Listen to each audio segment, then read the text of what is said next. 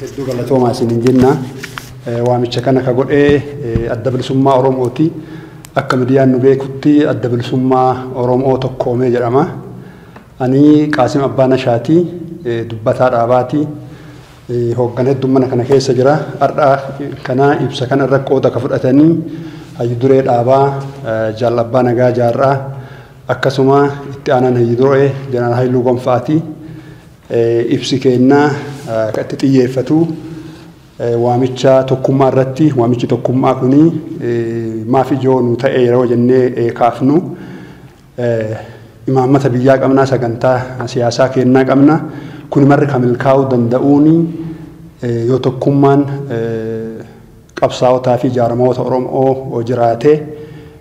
Kun gaafii hedduu, dimaandii hedduu uummata keenya keessatti ta'ee jira. Haga biyya keessa deebinee hojii biyya keessaa hoogganni ol aanaan ifaan socho'u aanse carraa hedduu arganne. Carraa mootummaa wajjin haasa'u, carraa uummata keenya wajjin haasa'u, carraa abbootii gadaa, qeerroo, hayyoota keenya, beektota keenya wajjin haasa'u arganne. Dimaandiin kun marri ka jedhu tokkummaa ka jedhu. Tokkummaa kana keessatti wanni ibsamaa jiru yoo danda'ame jaarma lamaa ol akka hin taane jaarma humna qabu ka ta'u ka jedhu. Kana keessatti nuti akka adda bilisummaa Oromootitti yeroo kwartariin keenya ala jirullee ijibbaata gana hin jedhamne tokkummaa kanaaf gochaa turre. Kun waan rikardiirra jiru.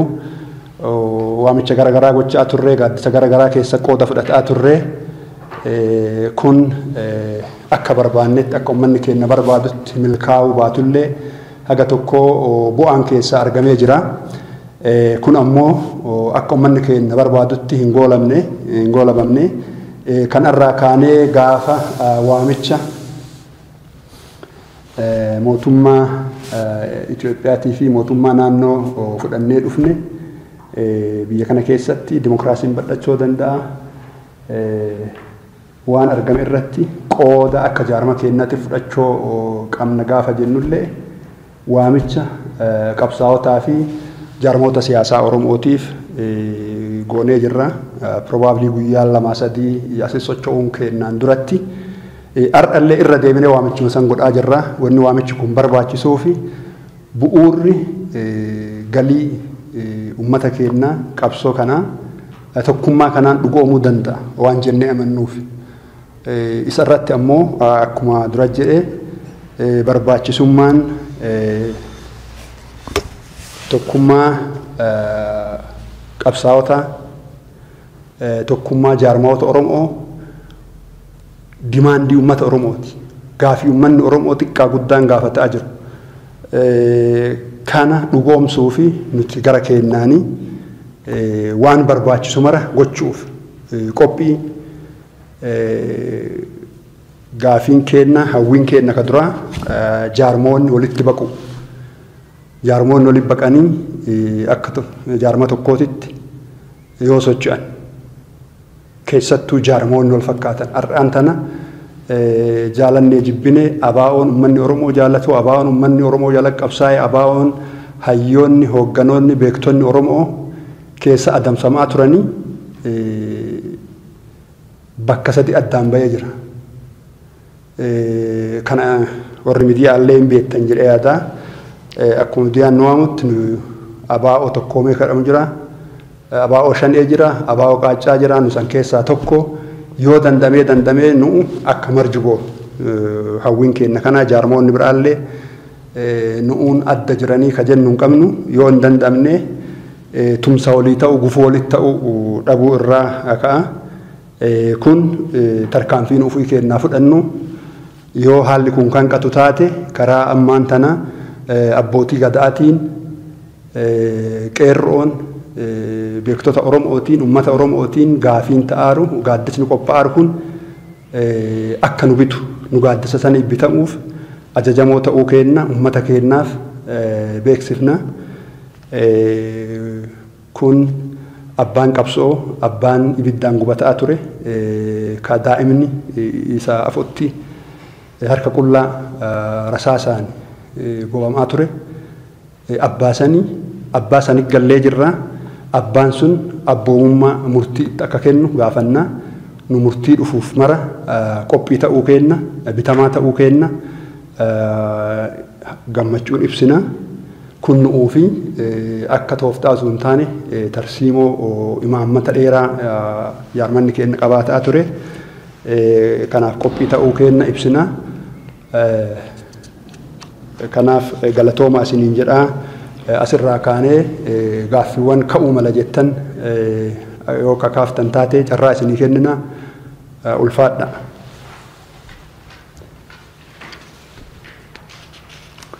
VOA Muktaar. Ulfaadha galatooma. Tarii haati kaatu haa guddatu wanni argaa jirru waan sabni badhetti hawwuu asitti uummata keessa iyyuu dhuftanii aga socho'uu danda'uun tarii nama dawaa qalbii tokkoo jedhanii yaada. Asirraa iyyuu baay'ee fudhatanii uummata gadi bu'uu danda'uu iyyuu keessan ulfaadha galatoomaa isinii jedha. Garuu dhimmoota hojii irra jiranii wal qabatee waan gaafachuu barbaadu qaba. Fakkeenyaaf dhaabni keessan erga dhufee ji'a lamaaf deemaadha. Ji'a tokko dabreera. Ji'a lamaaf deemu kana keessaa maali wanni jajjabni isin gootan? Maalitti jirtan? Namni illee yeroo baay'ee hin gaafatan dhageenya. Akka miidiyaatti illee gaaffiidha qabna. Maal godhaa jirtan? Maal gootan haga ammaa? Mootummaa wajjin ta'uu danda'a, uummata wajjin ta'uu danda'a. Inni gara biraa ammoo dhaabni kun dhaaba humna waraanaatiin lolaa ture keessaa dhaaba tokko isa gara tokkotti marii nagayaatiin rakkoo jiru furraadhaan amma yeroo gara biyyaatti dhuftan gareen waraanaa yookaan ammoo humni waraanaa keessa maalirra jiru? Ejjennoon achirratti qabdan maali? Tariitii waraanni muraasni magaalota keessatti illee mul'ata. Achi keessaa hoo gahee qabdaniis wanni magaalatti bobbaasan qabdanii isa kanneen irratti mee waraana abaawwatu dhufee jedhama. Abaawwan kamiin illee yeroo tokko tokko gargari ta'ee nuti waraanni kunniin illee gargari eenyu tokkodhaa jiraan illee wantoota gaafii kaasanidha waan ta'e asirratti osoo ibsa gootanii jedha abbaa galatoomaa. Galatoomi gaafii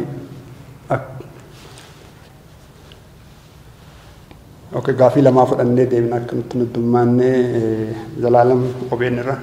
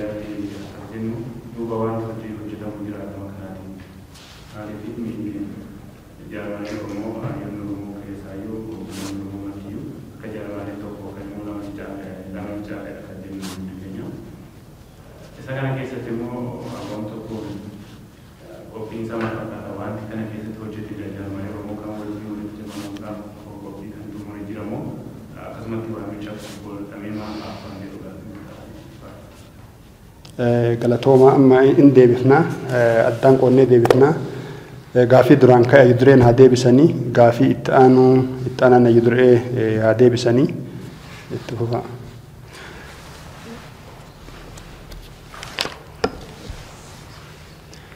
Tole gaafii ka'e gaafii jalqabaa bakka bu'aan VOA gaafatee fi nuti biyya kana keessatti yeroo deebinuu hoogganatu deebi'e malee miseensi keenya deeggaraan keenya caasaan keenya biyya kana keessa jira. Akka hoogganatti eega asitti deeminee ji'a tokko walakkaa ga'uun keenya beekamaadha. Kana keessatti waa sadii gugurdaa hojjannee. Tokkoffaa uummata keenya ka bakka hoogganni bira hin jirretti wareega hedduu maqaa adda bilisummaa Oromootiin, asxaa adda bilisummaa Oromootiin wareega hedduu baasaa ture. Biratti dhufnee haala biyya keessa jiru irraa hubannee haala biyya alaa keessa jiru hubachiifnee adeemsa amma qabsoo amma deemaa jiru kana qabsoo uummanni keenya geggeessaa jiru kan mootummaan geggeessaa jiru kana keessatti akka qooda fudhatanii fi uummata keenya waliin marii bal'aa geggeessinee miseensota keenya waliin marii bal'aa geggeessinee bakka dhaqqabinis dhaamsaan bakka kan qaamaan keessatti argamne yaada kana wal hubachiifnee yaaddoo isaan qabanis irraa hubannee yaada qabnullee uummata keenyas miseensa keenyas hubachiifnee yaanni miseensa keenya ka uummata keenya akka gara tokkotti luucca'u qabsoo amma godhamaa jiru kana jijjiirama amma argamaa jiru kana keessattuu ol'aantummaa ilmaan Oromootiin deemamaa jiru kana akka milkaa'uu fi kan hubachiifnee jirraa jechuudha. Inni tokko kana goone. Inni lammadaa beeytota jiran, hayyoota jiran, abbootii gadaa, qeeroo, waldaa, barattoota fi nam tokko illee kan jiran wajjiin hegereen qabsoo Oromoo maal akka ta'u, hegereen biyya kanaa maal akka ta'u yaada bal'aa waliin geggeessinee jirra. Isaan waliin ammootinuu yaada heger biyya kana keessatti Oromoon akka sabatti qabsoon Oromoo akka qabsaawatti mo'achiisu irratti marii bal'aa geggeessinee jirra. Yaada isaanis fudhannee isaanis yaada keenya fudhatanii keessattuu tokkummaan Oromoo tifamuu tokkummaan qabsaawotaa tifamuun akka barbaachisu kanarratti immoo ga'ee isaanii akka bahatanii yaada irratti waliigalee jira. Fuula duraa abdii qabnaa jechuudha. Inni sadaffaa mootummaa wajjin nuti mootummaa kana jecha qofa osoo hin taahin gochaa inni godhuun biyya kana keessatti osoo hin deebiin ala gaafa jirru waliin mari'annee sadarkaa biyya kanatti deebi'uu murteessinee kunis maali biyya kana keessatti akkuma hundi keessan seenal irraa hubattanitti mootummaa nama hidhutu ture, mootummaa nama saamutu ture, mootummaa nama ajjeesutu ture, mootummaan namni saamamuu qabu, namni du'uu qabu, namni hidhamuu qabu jedhu amma dhalate yaada isaan qaban sanis ittisiinlee irraa hubanne yaada ifii qabnullee dhiheessine wal amantaan jidduu keenyatti akka jiraatu yaada feenes yoo addaan ka qabaannu taate waliin hojjetuun akka danda'amu wal gargaaruun akka danda'amu irra waliin geenye jirra. Suutaan hundi guutame jechuun dandeenyu mariin keenyas itti fufa waliin hojjetuun keenyas itti fufa ka jennu amantaa akkasii qabna.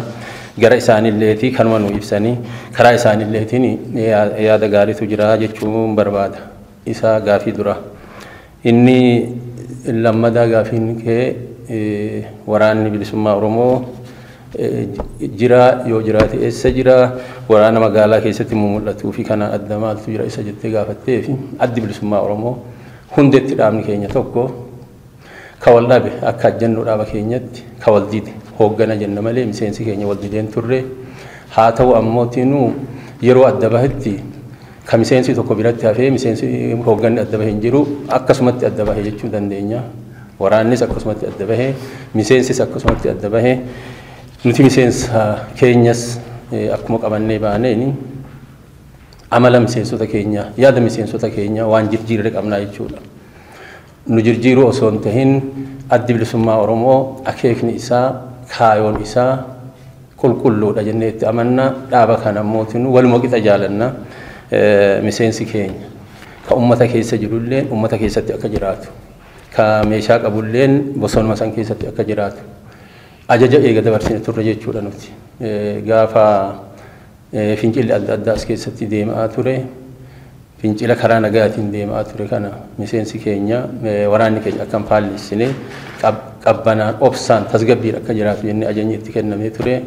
Naannoo jiran keessatti duraas akkasitti jiraachaa turanii ammallee eega biyya kana keessatti deemnee ka qaamaan bira geenye jira ka haga ammaa hireen argannee biran geenis nima jira qunnamtii waliin qabnu akkasumatti jira jechuudha qajeelfama dhaabaa eeggata murtiinuu fi mootummaan kun irra waliin geenyu eeggata nu ammatti Oromoo keessatti adeemsa amma qabsoon Oromoo deemaa jiru kana keessatti garagaraan sirna kana faallessuun barbaannu qabsoo Oromootiin dhufee wareegaan dhufee lola ammatti Oromoo ajjeesuudhaaf Oromoo waraanuudhaaf Oromoo du'uu waan hin barbaanneef akkasitti jiraadhaa jennee jiraachisaa jirra gara mootummaallee kan hubachiifne jirra waan isaan tahuu qaban waraanni keenya tahuu qabu waan miseensi keenya tahuu qabu miseensi keenya bakka hedduutti miidhamaa ture tokko qabsoo irratti miidhamaa ture nama waggaa 40 ol qabsoo kana keessatti wareega baasaa turetu as keessa jira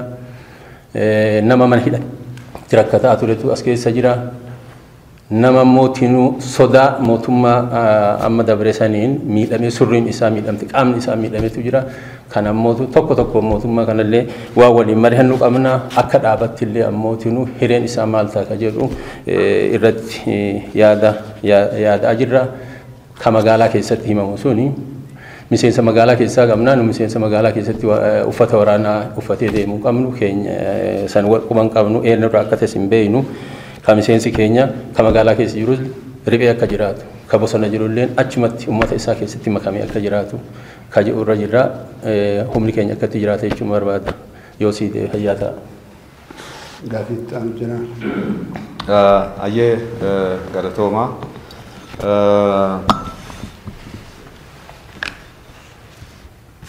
Gaaffiin gaazexeessaa OBN irraa gaafatame tokkotti waa'ee tokkummaa jaarmiyaa siyaasaa Oromooti.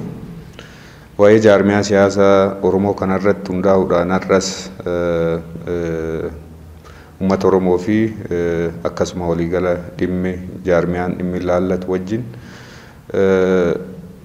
irratti hundaa'uudhaan ibsa kennuun karaa jaarmiyaa keenyaa kan barbaachiseef inni tokko gaaffiidhuma kana gaaffii bilbiltuu tokkummaati haalli yeroo ammaa kana keessa jiru. Nuti akka jaarmiyaatti namni guyyaa tokkollee qabsoo kanaaf dhimmame qabsoo kanaaf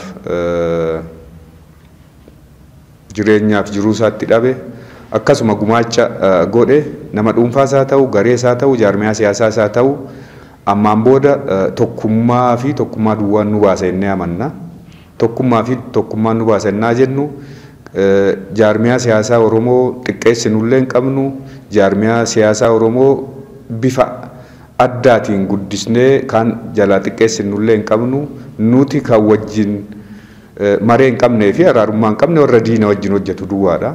Kanaan ala hundumtuu nuuf tokko ilmaan Oromootiif qabsaa kanaatiif jaarmiyaa siyaasaa kamuu wajjin dhimma waloo irratti deemuu hin dandeenye jennee amanna. Kun imaammata adda bilisummaa Oromooti. Inni lammataa ka'umsi keenya uummata bal'aa fi uummata guddaa kana jaarmiyaatti baay'isuudhaan qabeenya qabu humna qabu yeroo qabu akka qooduudhaan akka deemuun barbaannu jaarmiyaan siyaasaa Oromoo ammatti waltajjii amma ce'umsa keessa jiru kanarra keessatti wal dorgommii jidduu isaatti akka godhuu fi yeroo wal jidduutti akka balleessu hin barbaannu hojii guddaa jira.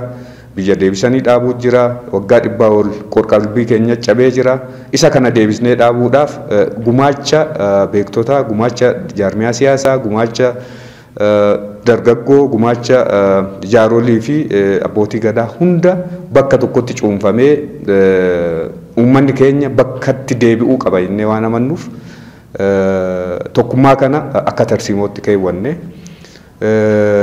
sadaffaan jaarmiyaan siyaasaa akka amma jiru kanatti bakka 4 taanee deemuudhaan galii siyaasaa achiin ga'uu Oromoon barbaadu sana waamicha Oromoon godhaa jiru sana galmaan ga'uu hin dandeenyu jennee ijjannoo qabna. Ijaa kanaatiif isa kana gochuuf immoo karaa jaarmiyaa keenyaa kun dhufee nutti makamu malee yookiin nuti dhaqnee sanatti makamnu malee tokkummaan hin dhufu jennee hin amannu nuti. Waliin injifanna jennee amanna. Kan injifatamullee jiru kan injifatullee kan tokkorra aanullee jiru yuunitii yookiin tokkummaa dhufu kana keessatti Tokkummaa dhufu kana keessatti jaarmiyaan siyaasaa hundi keenya yoo tokko taane injifataadha innee yaadna. Kanaatiif jaarmiyaa siyaasaa waamicha ennaa goonu kottaa nutti makamaa miti. Yookiin yoo dhufnes jaarmiyaa eebeluu jedhamnitti makamne malee yuunitiin Oromoon dhufne jechuus miti. Karaa deemnee waan uummanni jedhu kanaaf awwaannuudha. Akka jaarmiyaa keenyaatti alattis waamicha garaagaraa gooneerra jibbaata nuffisiisaa duffi tokko malee yeroo dheeraa gooneerra kan itti milkoofne qabna kan immoo bulfanne jira kan amma wanaatti milkaa'in kan fuunee waliin abbaa qabsoo kan ta'e uummata Oromootti ittiin dhufnetu jira. Isa kana nuti otoo biyya kanan galiin dura innaa mootummaa wajjin haasaa goonu dhimma jaarmiyaan siyaasaa iddoo hedduutti baay'ate kana waan nu yaaddessaa tureef kan biyya keessa jirus kan karaa hidhannoos qabsaa tures tokko ta'uu murteessaa ta'ee waan hubanneef dursinee abbootii gadaatti nuti imaanaa keenya kennineerra jechuudha. Eega dhufneenis kan goone yoo jiraate waamicha uummanni keenya tokkummaaf taasisaa jiru al duree tokko malee gochuu qabna jennee ijjannoo fudhannee abbaa gadaatti warra jaaroliitti beeksifnee jirra, beektotatti beeksifnee jirra, qaama konsarnii ta'e dhimma kanarratti beeksifnee jirra. Itti dhiyeenyaanis hojjannaa waamichi akka nu godhamuuf otoo hin ta'in dhimma kana keessa gallee hojjannee murteeffannee jirra akka jaarmiyaatti. So kanarraa kaanee nuti isa ebeluutu caalaa ebeluu dhufee jaarmiyaa ebeluu gaaf sana dhaabbate malee yoo karaa sanaan dhufe malee inni kun nu dadhabsiiseera karaa sanaan imaammanni kun hin baasu kun dhaabbachuu qaba jenna walitti deemnee hundi keenya walqixa taanee innaa jennu sagantaan keenya sagantaan jaarmiyaa siyaasa Oromoo yoo ilaalle garagarummaan kana jedhanii namatti himan hin jiru. Garagarummaan hooggana jidduudha rakkoo kan qabu hooggana jennee fudhanna nuti miseensa illee miti miseensa jaarmiyaa illee miti hooggana jennee waan fudhannuuf rakkoon hoogganaa mariidhaan jaaroliidhaan akka safuu Oromootti hiikkatuu qaba jenneeti kan ilaallu. Inni lammataa tokkummaan dhugaa fi Oromoon barbaadu kun kan dhufu dhaloonni haaraa jaarmiyaa siyaasa kana ofitti fudhachuu qaba jenneeti kan yaannu ofitti fudhachuu qabannaan jennu hooggansa isaa keessatti hirmaachuu qaba jennee yaanna. Ijaaramee akka leellisuufii miti itti galee akka hoogganu barbaanna akka jaarmiyaa keenyaatti dhaloonni haaraa jaarmiyaa siyaasa Oromoo kamuu keessatti gahee isaa taphachuu duwwaa otoo hin ta'in abbaadhaa hooggansa fudhachuu qaba jenneeti kan yaannu tokkummaan kan dhufu karaa kanaan qeerroo wal dhagaa dhaloonni haaraa wal dhagaa dhaloonni haaraan mootummaa keessa duwwaa otoo hin ta'in jaarmiyaa siyaasaa keessatti illee jijjiiramni dhufuutu irra jiraata jennee yaanna qabsoon keenya mootummaa irratti godhaa turre amma immoo wal sirreessuu irratti qeerroon keenyas jaaroliinis beektotiin keenyas gahee isaanii taphachuu qabu jennee yaanna kanaaf tokkummaa kanaan nuti akkaataan ittiin ilaallu tokko tokko ta'e yookiin as galaa duwwaa otoo hin ta'in waloon hagoonu waloon injifannaa kan jedhudha waamichi keenya. Waa tokkotti dabalee kan darbuu barbaadu waa'ee waraanaa ka'e irratti seera masakamaa qaba waraana nuti viidiyoof yookiin shoodhaaf bakki itti qopheessinee bobbaafne hin jiru disipiliinii waraanaallee hin jiru disipiliinii riphee lolaa keessallee waraanni magaala keessa hidhatee olii gaddeemee sirbu hin jiru disipiliinii waraanaa keessatti waraanni bakka qabaa kaampii qabaa bakka itti socho'u qabaa. Kanaatiif waraanni nuti magaala keessa osii gadi facaafnee reenjaratti uwwifnee reenjaraan deemsifnu hin jiru. Tarii maqaa kana dhahatanii maqaa kana himatanii qaamonni garaagaraa dhimma itti bahuu danda'u. Kanaatiif nuti karaa kanaan waraana disipiliinii masakamuu fi dirqama jaarmiyaa irraa fudhatee deemu malee waraana magaala keessa deemee suuraa ka'ee suuraa nama wajjin ka'ee nama saamee nama tumee caasaa sir-darbummaa babal'isu waraana akkasii hin qabnu. Kanarratti nuti gama keenyaan qaamni dhugaatti Oromoof qabsaa'u kanan godhallee jennee yaannu tarii nu fakkaatee diinni itti fayyadamuu danda'a. Isa kana qaamni kamuu ofitti maxxansuu hin qabu. Kanaaf jaarmiyaan siyaasaa kamuu kana sirnatti deebisuu tarii namni keenya hidhee abbummaatti fudhate yoo jiraate gara sirna caasaa waraanummaatti deebisuun baay'ee murteessaadha. Inni lammataa waa'ee waraanaa kan ilaaluun nuti mootummaa wajjin waliigaltee qabna. Akkamitti waraanni kun sirnaa fi seeratti deebi'ee gadi dhaabbatee jireenya sirnaa fi seeratti siyaasa karaa nagaatiin gaggeessamu kanarratti utubamuu akka qabu agirmentii yookiin waliigaltee waan qabnuuf isa kana keessatti adeemsaa fi akkaataa raawwii isaa irratti mootummaa wajjin irratti hojjetamaa jira. Kanaaf inni gaafuma ta'e goona malee akka ammaa kana naargii kana yookiin mul'ifnaa kana waan jaarmiyaa siyaasaa Oromoo godhanillee natti hin fakkaatu. Yoo godhames kun sirna miti, disipiliinii waraanaa miti jenneeti kan yaadnu karaa keenya. Galatooma.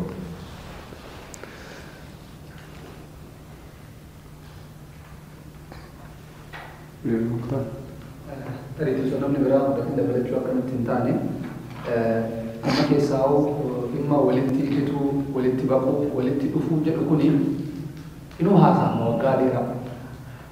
Tarii yoo tokko yoo ilaallu dhaabbileen kunniin jaallatanillee natti hin fakkaatu waan uummanni dirqisiisuuf malee. Uummanni dirqisiiseetu immoo of dirqisiisaa, ofii injifatamaa, walii injifatamaa jiraachuun waan mul'atu hin fakkaatu. Maaliif biyyoota alaa irratti ni argina waggaa 4-5 dabran tajaajila akkanaa baay'eetu tattaa'ame walitti dhufame jedhama, xinnaa'e jedhama. Miseensa gidduu rakkoon hin jiru, saba gidduu rakkoon hin jiru, inumaayyuu rakkoo dhaaba keessaa maddeetu saba gidduu galee saba diigaa jira. Gaggeessitoonni walii injifatamuu dhabuun akka sabni adda deemu ta'eera. Rakkoolee bal'aatu sababa gaggeessitoota kanaa qaqqabaara. Ammallee deebii siyaasaa kan nu deebistan hin fedhan gara kiyyaan. Akka jaarsaatitti akka gaggeessaa qofatti osoo hin ta'in dhugamaan baay'ee aarsaa gootanii as keessaa hedduu keessan beekna. Tarii yoo jiraatan beeku jaalabbaa biyyaa waggaa 40 ol nama qabsaa'e tokkoon keenya as keessa lubbuudhaan uumamnee hin jiru. Abbaa nagaa akkas Jeneraal Hayiluun gaafa as jiran osoo dantaa ofii qofa guuttatanii yoona fooqii baay'ee magaalaa kana keessaa qabaachuu danda'an. Aarsaa gootaniirtu.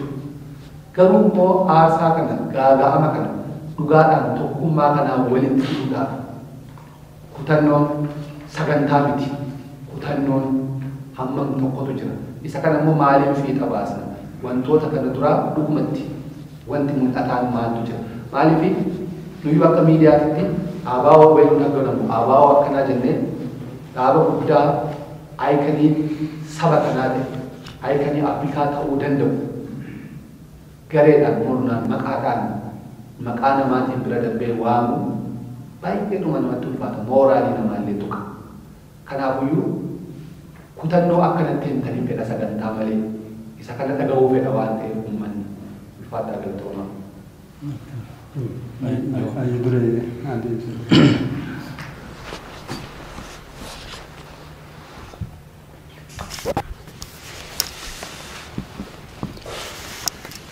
Tole gaafii gaarii galatoomi gaafii miti yaaddoodha. Yaaddoo kee qofaa miti uummata Oromooti ka qabsaa'ota Oromooti. Nuti akka itti ilaallu akka itti hubannu kaleen kaleessa har'a irratti hubannu. Qabsoon Oromos jaarminyi Oromos hoogganni jaarma Oromos akka kadhatti yaada isa jiru san amantaan qabna akka dhaaba keenyatti. Suni kanama biraati. Nuti mataa keenyatti ijjennoon qabna akka dhaabatti imaammanni qabnus. Addi bilisummaa Oromoo kaleemaa wal dhabee arramaa walitti deebi'a jiru sun gaafii biraati. Yeroo biraa dubbatuun ni danda'ama akka biratti dubbatuun ni danda'ama. Ammaaf nuti addi bilisummaa Oromoo walitti deebi'uu qofaa humtuun amannu achittuu dhaabatuuf hin deemu. Addi bilisummaa Oromoo rakkoo isa keessatti dhalate san fixatee qulqullaa'ee addi bilisummaa Oromoo kalee kanan turre miseensi isaa waliin du'a waliif du'a. Kuni waan yeroo gabaabaa dhalate. Seenaa adda bilisummaa Oromoo isa hundeetii miti. jaallan wareegaman adda bilisummaa Oromoo lama bakka jiru biraa hin wareegam adda bilisummaa Oromoo tokko biraa wareegamanii turan dhaamattoo san nutti dhaamatanii turan nuti qabsoo kan isaanirraa dhaalle itti fufaa jirra jechuudha nu adda bilisummaa Oromoo tokko katabu qofaa miti adda bilisummaa Oromoo ka ifaaromse barbaada akka jaarmaatti adda bilisummaa Oromoo ka maqaan jiruu mi ka humnaa barbaada adda bilisummaa Oromoo ka itti faayidaaf namni odeessu osoo hin ta'in ka akeeka isaa ka kalee irratti tokkummaa isaa ka kalee irratti tokkummaa miseensota irratti tokkummaa uummata isaatii qabsaa'aa ture adda bilisummaa Oromoo bara dukkanarraa kaasee bara ifaa ka amma hundi keenya walitti dhufnee handhuura biyya teenya keessatti dubbannu kana dhaaba jalqabaaf qabsoo godhe keessa isa tokko jechuudha kanaaf nu tokkummaa huumi tokkummaa qofatu dhaabatuuf hin deemu akka dhaaba fi keessa jiru hoogganu tokkoomuu qaba humnoomuu qaba haarawamuu qaba hojjetu qaba jennee itti amanna ijjannoon keenya sanii nu wanni amma isiniin jennu kuni wanni uummata keenyaan jennu kuni ajjannoo keenya qofaa miti kaayoon keenya adda bilisummaa Oromoo lama sadii ijaaruu osoo hin ta'in adda bilisummaa Oromoo tokkicha jabaate tokkicha uummanni isaa isaaf dhumaa ture bakka inni jirutti bakka inni hin jirretti isaa dhumaa jiru sanii jabeessuu barbaanna akka inni moohatu barbaanna galii uummanni Oromoo barbaadu san akka inni rukutu barbaanna kanaaf kun nuuf ajjannoodha waan if duba deebiin hin qabnu bori jennillee ballamuun barbaannu osoo ar'a tahee jennee barbaanna jechuudha osoo ar'a tokkummaan uummanni keenya barbaadu hawwiin uummanni keenya barbaadu sun gaafiin uummanni Oromoo nu gaafatu san odoo guyyaa kana deebifne ka jennutti amanna gara keenya gufuun tokkos hin jiru uummata keenyallee kan hubachiisuu barbaanna dirqama isaan nutti kennan murtii isaan dabarsan fudhatu barbaanna saniin dura ammootiinu nu akka keenyatti nummaa waliin kalee qabsoo goone sun nummaan bakka lama sadiitti adda baane suni dura walitti dhufnee osoo uummata keenya gammachiisnee barbaannaa jechuudha namni walitti nu fiduu miti nu osoo ifii walitti dhufnee ifii fixannee uummata keenya beeksifne miseensa keenya beeksifne deeggara keenya beeksifne abdiin keenyas akkasii hawwiin keenyas akkasii nu gara keenya akkasitti deemuu barbaannaa uummata Oromollee kana beeksisuu barbaannaa kana hubachiisuu barbaannaa gara keenya murtii qabnaa jechuun barbaade fayyaa ta'e.